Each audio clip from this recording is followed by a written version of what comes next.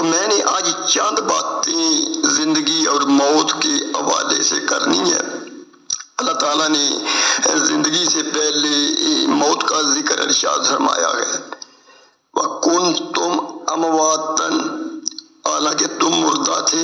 بھائی کسی کو پتا ہے کہ اس کے پیدا ہونے سے وہ 5 سال کہاں تھا؟ کوئی پتہ نہیں۔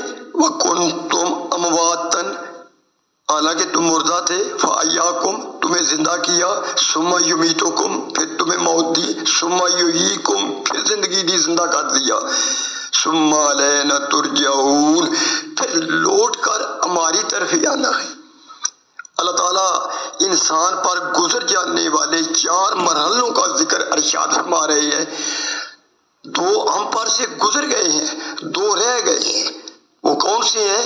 ایک موت آنی ہے اور مرنے کے بعد پھر زندہ ہونا ہے۔ ان دونوں کی سلامتی کے لیے اللہ سے دعا کرنی ہے۔ تو اللہ تعالیٰ نے زندگی سے پہلے موت کا ذکر ارشاد فرمایا ہے، جس طرح کہ سورہ ملک کی آیت نمبر 2 اللہ تعالیٰ ارشاد فرماتے ہیں، الذی خلق الموت والحیات لیبلوکم ایکم احسن عملا، وہ اللہ جس نے موت اور زندگی کو پیدا کیا، موت اور زندگی کو بنایا۔ کیوں بنایا؟ کس غرض سے بنایا؟ لیبلوکم، کہ تمہیں آزمایا جائے، تمہاری آزمائش کی جائے، تمہارا امتحان لیا جائے، ایکم احسن عملا، کہ کون اچھے کام کرتا ہے، کون احسن کام کرتا ہے۔ احسن کام سے مراد یہ ہے کہ اللہ تعالیٰ کی حرام کردہ چیزوں سے بچنا، اللہ تعالیٰ کی بات کو ماننا اور شیطان کی بات کو چھوڑنا، اس میں سب احسن کام آتے ہیں۔ تو اللہ تعالیٰ نے زندگی سے پہلے موت کا ذکر ارشاد فرمایا ہے۔ موت ہے کیا؟ موت مر مٹ کر ختم ہو جانے کا نام موت نہیں، بالکل فنا ہونے کا نام موت نہیں، کیونکہ مر مٹ کر ختم ہو جانا یا کہ فنا ہو جانا یہ وہ چیز ہوتی ہے جس سے دوبارہ پیدا نہ ہونا ہو، دوبارہ نہ اٹھنا ہو۔ تو ہم انسانوں کو اللہ تعالیٰ نے ان قبروں سے ایک دن اٹھانا ہے۔ موت، اصل میں موت یہ ہے کہ روح اور جسم کا یہ علیحدہ ہو جانا، یہ موت ہے، اور ان دونوں کا اکٹھا ہونا یہ زندگی ہے۔ ہاں، یہ انتقال ضرور ہے، جس طرح زمین کا ایک انتقال ہوتا ہے، یہ بھی وہی انتقال ہے۔ وہ تو زمین ایک کے نام سے دوسرے کے نام پر منتقل ہوتی ہے نا، لیکن یہ انسان خود منتقل ہوتا ہے، وہ اس دنیا عالم سے دنیا آخرت میں چلا جاتا ہے۔ ہاں، یہ ضرور ہے کہ اللہ تعالیٰ نے اپنے وعدہ کے مطابق موت کا مزہ چکھانا ہے۔ کلو نفس ذائقۃ الموت، ہر چیز نے موت کا ذائقہ چکھنا ہے۔ ثم الینا ترجعون، پھر لوٹ کر ہماری طرف آنا ہے، پھر وہ ہماری لکھی ہوئی کتاب تم خود پڑھ لو گے، جو کچھ اس دنیا میں کرتے رہے ہو۔ تو میرے اسلامی بھائیوں، اس ترقی یافتہ دور میں یہ بھی کہہ سکتے ہو کہ ہماری اس دنیا کی ایک ویڈیو فلم بن رہی ہے جو کہ قیامت کے دن ہم کو دکھا دی جائے گی۔ لیکن افسوس اس چیز کا ہے کہ اگر کسی ترقی یافتہ ملک، امریکہ جیسے ملک کا یہ کہے کہ وہ بھی دنیا کی ویڈیو فلم بنا رہا ہے، دنیا کی نقل و حرکت دیکھ رہا ہے، تو اس پر ہم سب لوگ یقین کر جاتے ہیں کہ یقین کر لیتے ہیں۔ تو بات بھی کچھ صحیح ہے، لیکن نعوذ باللہ اس چیز پر یقین نہیں ہو رہا کہ اللہ تعالیٰ بھی دیکھ رہا ہے کہ فلاں آدمی نے آج فجر کی نماز نہیں پڑھی، فلاں آدمی نے آج روزہ نہیں رکھا۔ جس دن اس چیز پر ہمارا یہ پختہ عقیدہ ہو گیا کہ اللہ بھی دیکھ رہا ہے، تو آج جو یہ اللہ تعالیٰ کی مسجدیں نمازیوں سے خالی ہیں، انشاءاللہ اس وقت بھر جائیں گی۔ تو اصل بات یہ ہے کہ جس دن اللہ تعالیٰ نے اس اپنی دنیا میں آدم علیہ السلام کو بھیجا، آدم علیہ السلام کو بنایا، اسی دن شیطان مردود کا بھی قدم اس دنیا پر ٹکا۔ اس اللہ کی زمین پر ٹکا۔ جس دن آدم علیہ السلام کی دعوت چلی اس دن شیطان کی دعوت بھی چلی۔ تو آدم علیہ السلام کے 2 بیٹوں میں سے قابیل نے شیطان کی دعوت پر لبیک کہا اور آبیل نے آدم علیہ السلام کی دعوت پر لبیک کہا۔ ایک مقبول ہو گیا اور دوسرا مردود ہو گیا۔ بھائی آدم علیہ السلام کی دعوت تو یہ تھی نا کہ اپنی اولاد کو اللہ تعالیٰ کی طرف بلانا تھا، یہ دوزخ کے عذاب سے بچ جائے۔ تو شیطان کی دعوت ماں سوائے آگ کے کچھ بھی نہیں، جو کہ خود شیطان کو اور اس کے ہمنوا جنات اور ایسے انسانوں کو کھینچ کر اپنے اندر لے جائے گی۔ تو اللہ تعالیٰ نے اس آگ سے اپنی مخلوق کو بچانے کے لیے اس دنیا پر 1,24,000 حضرات انبیاء علیہ السلام بھیجی، جو کہ اس دنیا کے چوراستے پر بیٹھ کر یہ صدا لگاتے رہے کہ یہ جنت کا راستہ ہے اور یہ دوزخ کا راستہ ہے، اور لوگوں کو لا الہ الا اللہ کا درس دیتے رہے کہ اللہ کے سوا کوئی معبود نہیں، واتقوا اللہ، اللہ سے ڈرو، وَأَطِیعُونِ، ہماری بات مان لو۔ ہمارے پیارے نبی نے اپنی امت کے لیے ایک بہترین مثال پیش کی ہے۔ آپ ارشاد فرماتے ہیں کہ ایک آدمی نے آگ جلائی، اس آگ پر پروانے آئے اور وہ آگ جلانے والا کپڑا لے کر ان کو پیچھے ہٹاتا ہے کہ یہ جلنے سڑنے مرنے سے بچ جائیں، لیکن وہ اتنے کچھ ہو چکے ہیں کہ کوئی ادھر سے آگ میں گر کر جل رہا ہے، کوئی ادھر سے آگ میں گر کر مر رہا ہے۔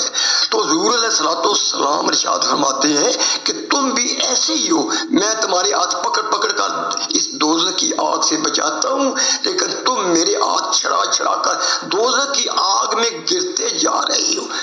تو یہ اس دنیا کے انسانوں کی بدبختی ہے کہ نافرمانی کی موت مر کر دوزخ میں چلے جائیں، اور دنیا کے ان انسانوں کی خوش قسمتی ہے کہ اللہ اور اللہ کے حبیب کے فرمانبردار بن کر اچھے کام کر کے مرنے کے بعد وہ جنت میں چلی جائیں۔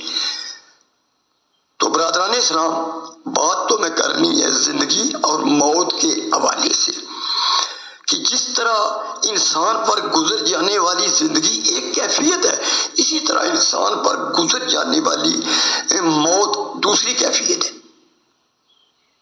ان دونوں کا مالک بھی اللہ ہے، ان دونوں کا خالق بھی اللہ ہے۔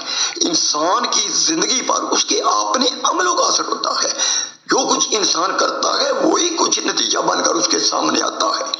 یہ اسباب کی دنیا ہے۔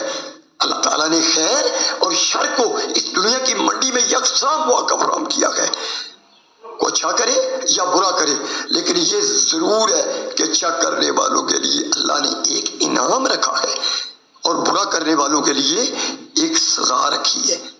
جس طرح یہ جاندار العمل ہے، کوئی عمل کرنے کی جگہ اگلا جاندار الجزا ہے، صلہ دینے کی جگہ، بدلہ دینے کی جگہ۔ جو کام اس دنیا میں کرو گے اس کا صلہ، اس کا بدلہ اگلے جان میں پالو گے۔ جس طرح کہ حضور علیہ السلام کا ارشاد ہے کہ یہ دنیا آخرت کی کھیتی ہے، جو کچھ بیجو گے وہی کچھ کاٹو گے۔ یہ دنیا کسی کی میراث نہیں، یہ دنیا کسی کی جاگیر نہیں، یہ دنیا کسی کی وراثت نہیں، یہاں ہر آدمی امتحان کے لیے آیا ہے۔ تو جس وقت ٹائم پورا ہو گیا اپنا بوریا بستر ٹھپ کر کے یہاں سے چلا جائے گا۔ جس طرح ایک طالب علم ہے، اس کو حل کرنے کے لیے ایک پرچہ دیا جاتا ہے، اس پرچے پر 2 گھنٹے ٹائم ہوتا ہے کہ تو نے اس پرچے کو 2 گھنٹے میں حل کرنا ہے۔ تو جس وقت ٹائم ہو جاتا ہے تو استاد اس سے پرچہ لے لیتا ہے، بے شک وہ کہے کہ میں نے کچھ لکھنا ہے، کچھ کاٹنا ہے، استاد کہے گا کہ نہیں، نہ لکھ سکتے ہو نہ کاٹ سکتے ہو، ٹائم دیکھو، تو اس سے پرچہ لے لیا جاتا ہے۔ اسی طرح جس وقت ہماری زندگی کا ٹائم ختم ہو گیا، موت کا فرشتہ آ گیا، وہ جان لے کر چلا جائے گا، نہ سانس بڑھے گا نہ سانس کم ہوگا۔ تو انسان اس عالم دنیا سے عالم آخرت کی طرف چلا جاتا ہے، عالم برزخ میں چلا جاتا ہے۔ وہاں سے اللہ تعالیٰ جس وقت چاہے گا ہمیں نکال کر میدان حشر میں کھڑا کر دے گا۔ ثم اذا شاء انشرح، بھائی جس انسان کا بعد سے بعد الموت پر یقین نہیں، وہ ملت اسلامیہ کا فرد کہلانے کے قابل نہیں۔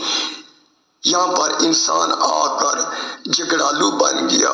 اللہ تعالیٰ پھر دلائل پیش کرتے ہیں کہ اے انسان، کہ میں نے تجھے جس وقت تیری کوئی حقیقت نہیں تھی، تیری کوئی شکل نہیں تھی، کوئی صورت نہیں تھی، تیرا کوئی وجود ہی نہیں تھا، تو تجھے بنا لیا۔ اب دوبارہ میرے لیے پیدا کرنا کوئی مشکل نہیں۔ یا کہ میں نے دیکھ کتنا بڑا یہ زمین کا فرش بچایا، اس زمین کے اوپر آسمان بنائے، 7 آسمان بنائے، آسمان پر آسمان، آسمان پر آسمان، کوئی نیچے ستون نہیں، کوئی دیوار نہیں، بغیر ستونوں اور بغیر دیواروں کے اتنے آسمان بنا دیے۔ تو کیا تجھے میں 5-6 فٹ قد کے بندے کو اس قبر سے نکال کر میدان حشر میں کھڑا کر دینے پر قادر نہیں ہوں؟ لیکن اس کے باوجود پھر بھی انسان یہی کہہ رہا ہے، جس انسان کو اللہ تعالیٰ نے اتنی عزت دی، شہرت دی، سنتا بولتا بنایا، اشرف المخلوقات بنایا، آج کبیرہ گناہوں کے ساتھ اللہ تعالیٰ کے حکم کی نافرمانی کر رہا ہے کہ جب میں مر جاؤں گا میری ہڈیاں بوسیدہ ہو جائیں گی، میرا گوشت پوشت خاک میں مل جائے گا، تو میں اس قبر سے کس طرح اٹھوں گا؟ پھر اللہ تعالیٰ غضبناک ہوتی ہے، غضبناک ہوتی ہے۔ ارشاد فرماتے ہیں اللہ تعالیٰ، قتل الانسان ما اکفرہ، مارا جائے یہ آدمی، کیسا ناشکرا ہے، کیسا اس کا یہ کفر ہے۔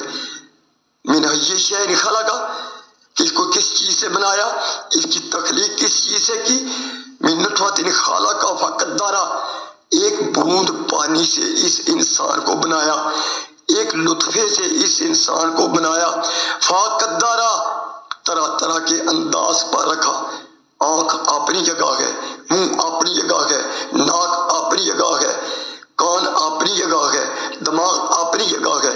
اگر ان میں سے ایک چیز بھی ادھر ادھر ہو جاتی تو انسان کے وجود کا سارا نظام درم برم ہو جاتا، انسان کا اولیہ بالکل بگڑ جاتا۔ پھر اللہ تعالیٰ اشارہ فرماتے ہیں ثم السبیل یسرہ، پھر اس کے لیے راستہ آسان کر دیا۔ کون سا راستہ؟ ماں کے پیٹ سے اس دنیا پر آنے کا راستہ۔ اس کے علاوہ خیر اور شر کے دونوں راستے بھی بتا دیے۔ بعض علماء نے یہ بھی لکھا ہے کہ ہم نے اس انسان کی تقدیر کے فیصلے کر دیے، اس کی عمر کتنی ہوگی، اس کا رزق کتنا ہوگا، کس جگہ یہ زندگی گزارے گا، کس جگہ اس کی موت آئے گی، کس جگہ اس کو قبر میں دفنایا جائے گا، اور کس وقت اس کو قبر سے اٹھایا جائے گا۔ یہ اللہ کے سوا کوئی نہیں جانتا، بالکل کوئی بھی نہیں جانتا۔ اولیاء برحق ہے، انبیاء برحق ہیں، اولیاء کی کرامات برحق ہیں، انبیاء کے معجزات برحق ہیں، لیکن اللہ کی خاص صفات میں نہ اولیاء شریک ہو سکتے ہیں نہ انبیاء شریک ہو سکتے ہیں۔ تو یہ چیزیں جو ہیں یہ اللہ کے سوا کوئی نہیں جانتا۔ ثم اماتہ فاقبرہ، پھر اس انسان کو موت دی، موت کے بعد قبر میں دفنایا۔ بھائی اللہ تعالیٰ نے بندوں کے لیے جو موت رکھی ہے یہ بھی اللہ تعالیٰ کا فیصلہ حق ہے کہ انسان اس عالم دنیا سے عالم آخرت کی طرف جا رہا ہے، اپنے اصلی گھر کی طرف جا رہا ہے، تو اپنے اصلی گھر کی طرف جانے کا سبب موت ہی بنی نا، موت ہی بنی نا، تو موت تو بڑی چیز ہے۔ پھر بعض جگہوں سے یہ آثار ملتے ہیں کہ موت مومن نیک پرہیزگار متقی بندے کے لیے رب کی طرف سے ایک تحفہ ہے۔ بھائی موت آئے گی تو اس نیک بندے کو جنت ملے گی نا، دنیا میں تو جنت نہیں ہے، تو جنت ملنے کا سبب موت ہی بنی نا۔ پھر آپ دیکھیں کہ جن لوگوں کی موت اللہ کے راہ میں آئی، جہاد میں آئی، دین کے راستے میں آئی، اللہ تعالیٰ ارشاد فرماتے ہیں کہ ان کو مردہ نہ کہو، وہ زندہ ہیں۔ دیکھیں سب لوگ ان کے لیے کہتے ہیں رضی اللہ تعالیٰ عنہ رحمت اللہ علیہ، کتنا بڑا اعزاز ہے، موت تو بڑی چیز ہے۔ ثم ماتوا اکبر، پھر موت کے بعد اس کو قبر دی، قبر میں دفنایا۔ بھائی اللہ تعالیٰ نے بندوں کے لیے جو ایک قبر رکھی ہے، یہ تکریم ہے ابن آدم کی کہ جس اللہ نے ہمیں اس قبر کا رستہ سجایا۔ آج بھی دیکھیں جو لوگ اللہ کو نہیں مانتے، مرنے کے بعد وہ آگ میں جل رہے ہیں۔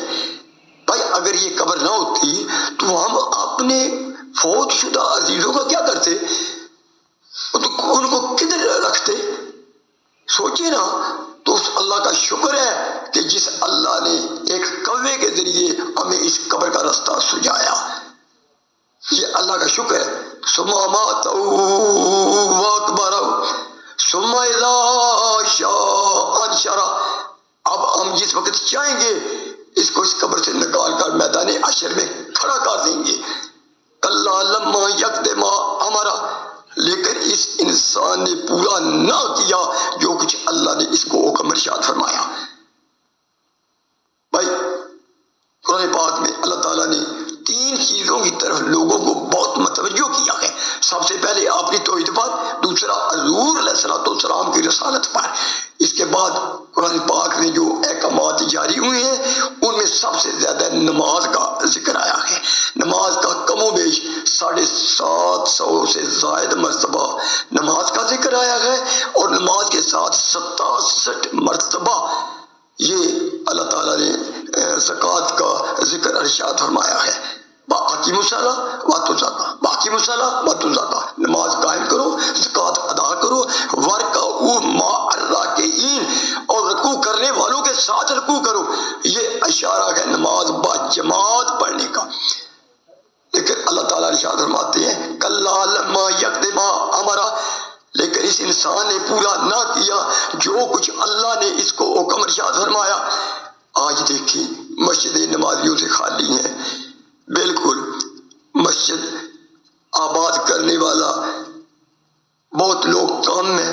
یہاں پر علامہ اقبال کا مجھے ایک شعر یاد آ گیا ہے، جو کہ انہوں نے لاہور میں ایک بہت بڑی تاریخی مسجد بنی تھی، تو اس پر جو کہ مسجد ایک رات میں تیار ہوئی تھی، تو اس پر علامہ صاحب نے یہ کہا کہ مسجد تو بنا دی شب بھر میں ایمان کی حرارت والوں نے، پر من اپنا پرانا پاپی نمازی نہ بن سکا برسوں میں۔ تو میرے دوستو، ایک آدمی 1 کروڑ روپیہ لگا کر اگر ایک مسجد بنواتا ہے تو خود نمازی نہیں تو وہ کروڑ روپے والی مسجد اس آدمی کو دوزخ کے عذاب سے نہیں بچا سکتی، کیونکہ مسجد کا آباد کرنا فرض ہے، مسجد میں نماز پڑھنا فرض ہے۔ کلا لما یقض ما امر، اس انسان نے پورا نہ کیا جو کچھ اللہ نے اس کو حکم ارشاد فرمایا۔ فَلْيَنظُرِ الْإِنسَانُ إِلَىٰ طَعَامِهِ، اب یہاں پر اللہ تعالیٰ انسان پر اپنی نعمتوں کا ذکر ارشاد فرما رہے ہیں، اپنی نعمتوں کا۔ فَلْيَنظُرِ الْإِنسَانُ إِلَىٰ طَعَامِهِ، تو بندے کو چاہیے اپنے کھانے کی طرف غور کرے، اپنے کھانے کی طرف توجہ دے۔ بھائی آپ دیکھیں جو یہ روٹی کا ٹکڑا یہ توڑ کر آپ اپنے منہ کے پاس لے جاتی ہے، آپ نے کبھی دیکھا سوچا ہے یہ ہمارے منہ تک کس طرح پہنچا؟ روٹی کا ٹکڑا پان کا جس طرح منہ کول کھڑتے ہو تو کدے تساں غور کیتی ہے کہ روٹی کا ٹکڑا جڑا یہ ساڈے منہ تک کس طرح پہنچا؟ توجہ دو، غور کرو۔ اللہ تعالیٰ ارشاد فرما رہے ہیں فَلْيَنظُرِ الْإِنسَانُ إِلَىٰ طَعَامِهِ، اے انسان اپنے کھانے کی طرف توجہ دے، اپنے کھانے کی طرف غور کر۔ یہ روٹی کا ٹکڑا، روٹی کس چیز سے بنی؟ آٹے سے۔ آٹا کس سے نکلا؟ گندم سے۔ گندم کہاں بوئی گئی؟ زمینوں میں۔ اس زمین پر گندم بونے کے لیے کتنا کام ہوا کہ زمین کے سینے کو لوہے کے برچھوں سے چیرا گیا، اس اس میں کھاد ڈالی گئی، اس میں گندم کی بجائی کی گئی، اس میں پانی دیا گیا، کیمیکل کا اس پر سپرے کیا گیا، جڑی بوٹیاں طلب کرنے کے لیے اس کی حفاظت کی گئی، گندم تیار ہوئی، گندم کو کاٹا گیا، کاٹ کر اس کو مشینوں میں ڈالا گیا، بھوسا الگ ہوا، گندم الگ ہوئی، گندم کی بار برداری ہوئی، گندم منڈیوں تک پہنچی، بکی، پھر اس گندم کو چکی کے پاٹوں میں ڈالا گیا، اس کا آٹا بنی، پھر اس آٹے کو پانی میں گوندا گیا، آگ جلا کر روٹی پکائی گئی۔ بندیا خدا دیا ذرا توجہ کر، غور کر کہ ایک روٹی کے ٹکڑے واسطے کتنی مخلوقات خدا تیری خدمت میں لگی ہے۔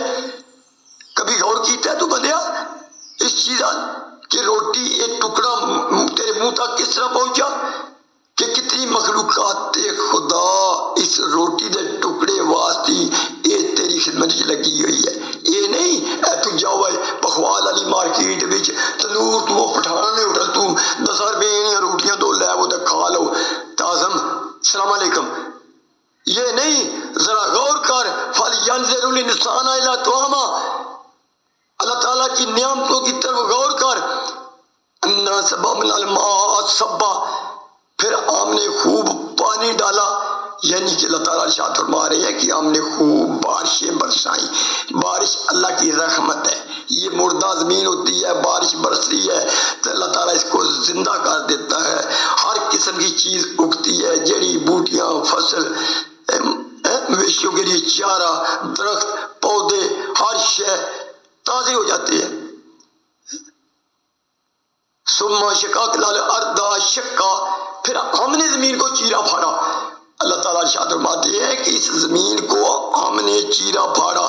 بھائی تسی تے زمیندار بندے ہو جڑے، ذرا غور کرے، زمین وچ بیج کے کار آ جاندی ہو، فصل نو دانے تے سٹ آندے ہو، گندم ہے، جو ہے، جوار ہے، باجرا ہے، یا کسی درخت کا بیج ہے، اس بیج نو اس اپنی نازک نازک کونپلاں تو اس اتنی سخت زمین نو پھاڑ کے باہر آمن کون طاقت بخشنا ہے، کون طاقت دینا ہے؟ کدے غور کیتا ہے یہ انسان ہے؟ ایک کھجور دی گٹھری جڑی ہے وہ تسی زمین دے وچ دبدے ہو، اتھے مٹی پاندے ہو، وہ کھجور دی گٹھری جڑی ہے بالکل ایک سوئی آر نکلتی ہے، جس طرح تیرے وجود جو بال نکلتا ہے، تو اللہ تعالیٰ اس کی 2 2.5 300 فٹ دا لمبا درخت بنا دینا ہے، تینوں 5 فٹ قد نے بندے کی زمین جو کٹ کے، اس قبر جو کٹ کے، کیا وہ میدان حشر وچ کھڑا دین تک قادر نہیں؟ بندے ذرا غور کر، توجہ دے اللہ تعالیٰ کی نعمتوں کی طرف۔ تو میرے اسلامی بھائیوں، بات تھوڑی لمبی ہوتی جا رہی ہے تو میں چند ایک باتیں اور کہنا چاہتا ہوں کہ جس طرح انسان اپنی اس دنیا کی زندگی کو گزارنے کی کوشش کرتا ہے، دنیا کی زندگی کو اچھی بنانے کی کوشش کرتا ہے، اس طرح ہم اپنی آخرت کو بھی اچھا بنائیں، ساتھ ساتھ اس دنیا کی زندگی کے ساتھ ساتھ اپنی آخرت کا بھی ہمیں سوچنا چاہیے۔ جس طرح دنیا کی زندگی میں ہمیں ہر چیز کی ضرورت ہے، مال و دولت کی ضرورت ہے، کوٹھی مکان کی ضرورت ہے، بیوی بچوں کی ضرورت ہے، عزت شہرت کی ضرورت ہے نا؟ تو اسی طرح جب ہم نے مرنا ہے تو مرنے کے بعد بھی ہمیں دوسری دنیا میں جا کر ایک چیز کی ضرورت ہے، وہ چیز کیا ہے؟ جنت۔ دوزخ میں تو کوئی نہیں جانا چاہتا، دوزخ تو سب کو پتا ہے کہ برا ٹھکانہ ہے۔ جنت وہ جگہ ہے جہاں کوئی غم نہیں، کوئی مصیبت نہیں، کوئی تکلیف نہیں، کوئی پریشانی نہیں، کوئی موت نہیں، ہمیشہ انسان زندہ رہے گا، کوئی بڑھاپا نہیں، ہمیشہ انسان جوان رہے گا، کوئی بیماری نہیں، ہمیشہ انسان تندرست رہے گا۔ تو اب دیکھنا ہے کہ جنت میں جانے کے لیے کرنا کیا ہے۔ صاف ظاہر ہے کہ جنت میں جانے کے لیے ہمیں 2 باتیں یہ لازمی ہیں۔ اللہ تعالیٰ کا حکم ہے کہ یہ 2 کام کر لو اور میں تمہارے لیے جنت کے راستے کو آسان کر دوں گا۔ ان 2 کاموں کے لیے ہمیں کسی ملک کے ویزے کی ضرورت نہیں، کسی ہوائی جہاز کے سفر کی ضرورت نہیں، کوئی اتنے مشکل نہیں، آسان ہے، دونوں چیزیں آسان ہیں۔ اللہ تعالیٰ ارشاد فرماتا ہے کہ میری بات کو ماننا ہے اور شیطان کی بات کو چھوڑنا ہے، اور میں تیری جنت کے راستے کو آسان کر دوں گا، تیرے لیے اس کو آسان کر دوں گا۔ اب دیکھنا یہ ہے کہ اللہ تعالیٰ کی بات ملتی کہاں سے ہے؟ اللہ کی بات قرآن پاک سے ملتی ہے، تو قرآن پاک میں اللہ تعالیٰ ارشاد فرماتے ہیں نا ان لوگوں کے متعلق کہ جنہوں نے میری بات کو نہ ماننا، میری بات کو ٹھکرایا۔ اللہ کی بات کو نہ ماننا اس سے اور زیادہ کفر نہیں، یہ سب سے بڑا کفر ہے کہ اللہ کی بات کو نہ ماننا سب سے بڑا کفر ہے۔ اللہ تعالیٰ ارشاد فرماتے ہیں نا قرآن پاک میں والذین کفروا، اور جنہوں نے کفر کیا، کس بات کا کفر ہے؟ کہ ہدایت کی پیروی نہ کی، وَكَذَّبُوا بِآيَاتِنَا، ہماری آیات کو جھٹلایا، ہماری آیات کو نہ ماننا، اولئک اصحاب النار، یہی لوگ دوزخ میں جانے والے ہیں، یہی لوگ آگ کے ساتھی ہیں، ہم فیہا خالدون، جو کہ ہمیشہ ہمیشہ اس آگ میں رہیں گے۔ اور جن لوگوں نے اللہ کی بات کو مان لیا ان لوگوں کے متعلق اللہ تعالیٰ اپنی روشن کتاب قرآن پاک میں اس طرح ارشاد فرماتے ہیں کہ والذین آمنوا، اور جو ایمان لے آئے۔ اور بھائی صرف ایمان لانے سے بات نہیں چلے گی، نہیں، ایمان لانے کے بعد عمل صالح کرنے بہت ضروری ہے۔ والذین آمنوا، جو ایمان لائے، وعملوا الصالحات، اور اچھے عمل کیے، نیک عمل کیے، اولئک اصحاب الجنات، وہی لوگ جنت میں جانے والے ہیں، ہم فیہا خالدون، جو کہ ہمیشہ ہمیشہ اس جنت میں رہیں۔ بھائی میں آخر میں میرا ایک پیغام ہے، حوالہ قرآن و سنت کا ہے، آواز میں آپ کو بلند کر رہا ہوں، ذریعہ آپ لوگوں کا ہے۔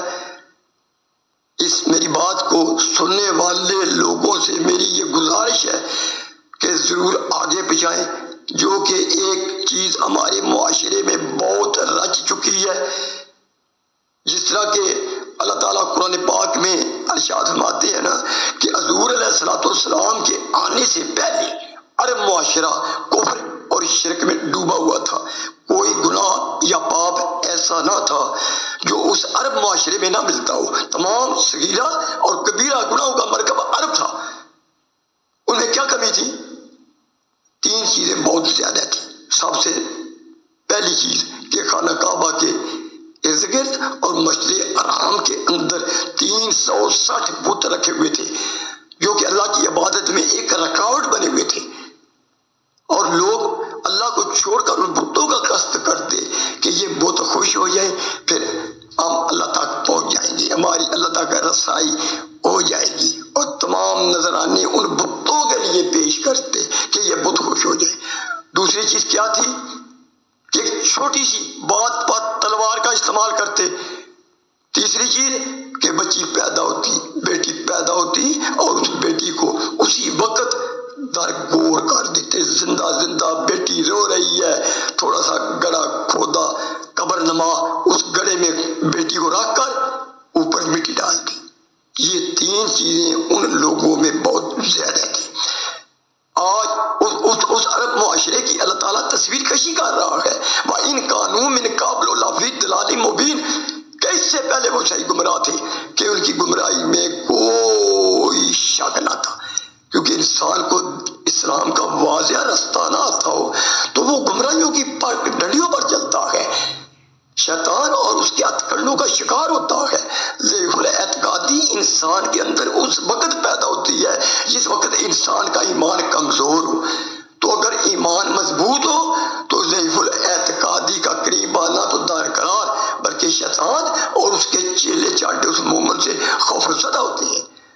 تو میں جو بات کرنی ہے وہ یہ ہے کہ آج اس بات کو 1400 سال گزر چکے ہیں، 1400 سال گزر چکے ہیں، لیکن آج ہم اسی ڈگر پر چل رہے ہیں۔ میں ثابت کر کے بتاتا ہوں کہ آج ہم بھی بت تو نہیں لیکن بتوں جیسے ہی کام کرتے ہیں، وہ یہ کہ اللہ کو چھوڑ کر کچھ اور ہستیاں ہیں آگے کونیوں تک ہاتھ جوڑ کر المدد کی رٹ لگا رہے ہیں، ان سے خیر و برکت چاہتے ہیں، ان کو اپنے نفع نقصان کا اختیار دیا ہوا ہے، ان سے رزق مانگتے ہیں، ان سے اولاد مانگتے ہیں۔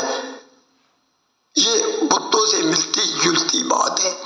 دوسری چیز وہ یہ کہ وہ لڑکی کو زندہ در گور کر دیتے تھے، دفن کر دیتے تھے۔ ہم زندہ در گور تو نہیں کرتے، لیکن اس سے بڑھ کر کام کر رہے ہیں، اس سے یہ زیادہ گناہ ہے۔ وہ یہ کہ آج والدین اپنی بیٹیوں کو اپنے ترکے سے، اپنی جائیداد سے بالکل فارغ کر رہے ہیں، بالکل ان کو بے دخل کر رہے ہیں، اور جائیداد جو ہے، ترکہ جو ہے، جو ان کو بے دخل کر کے لڑکیوں کو بیٹوں کے نام لگوا رہے ہیں۔ یہ بہت گناہانہ جرم ہے، یہ بہت بڑا کبیرہ گناہ ہے، یہ حقوق العباد کی پائمالی ہے۔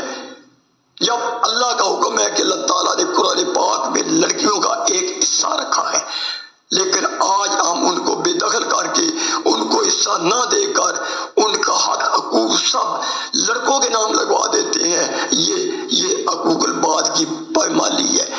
اللہ تعالیٰ اپنے حقوق اللہ جو ہے یہ معاف کر دے گا، لیکن حقوق العباد اس وقت معاف کرے گا جس وقت وہ بندہ معاف کرے گا، پھر اللہ تعالیٰ معاف کرے گا۔ تو میری یہ گزارش ہے کہ آج تقریباً 90% بلکہ 95% والدین آج لڑکیوں کو بے دخل کر کے ترکہ جائیداد سب لڑکوں کے نام لگوا رہے ہیں۔ اگر کوئی والدین ایسا کرنے سے پہلے مر جائے، فوت ہو جائے، تو اس کے پیچھے جو بھائی حضرات ہوتے ہیں وہ کسی نہ کسی بہانے بہنوں سے بٹور لیتے ہیں۔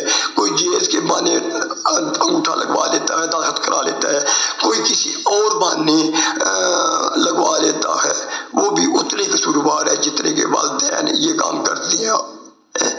تو میرے اسلامی بھائیوں، جہاں تک میرا یہ آواز پہنچی، اس میری بات کو آگے ضرور چلانا، وہ اس واسطے کہ حضور علیہ الصلوۃ والسلام کا ارشاد ہے کہ ظالم کی بھی مدد کرو اور مظلوم کی بھی مدد کرو، ظالم کی بھی مدد کرو اور مظلوم کی بھی مدد کرو۔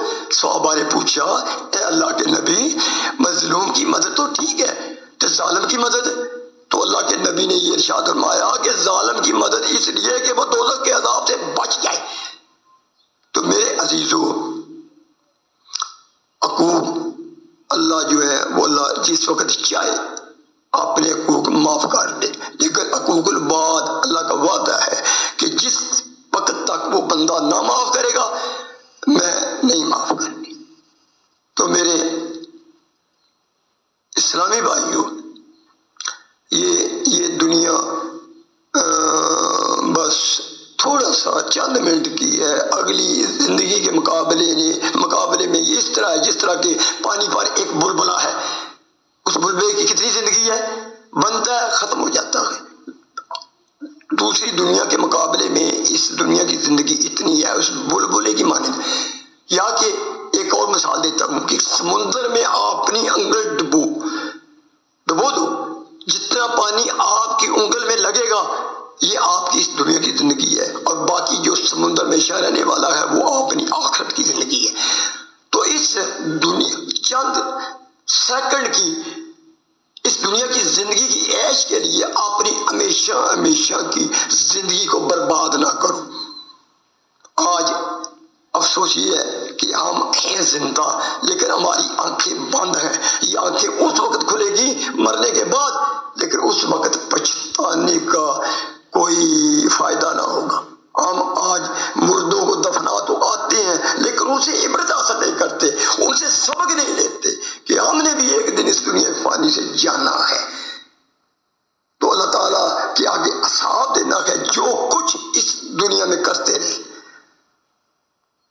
تو میرے اسلامی بھائیوں، سب دعا کریں کہ اللہ تعالیٰ ہم سب کلمہ پڑھنے والوں کو دین اور عمل صالح پر ثابت قدم رکھے، اور اللہ تعالیٰ ہمیں اس دنیا عالم سے دنیا آخرت میں ایمان کی حالت میں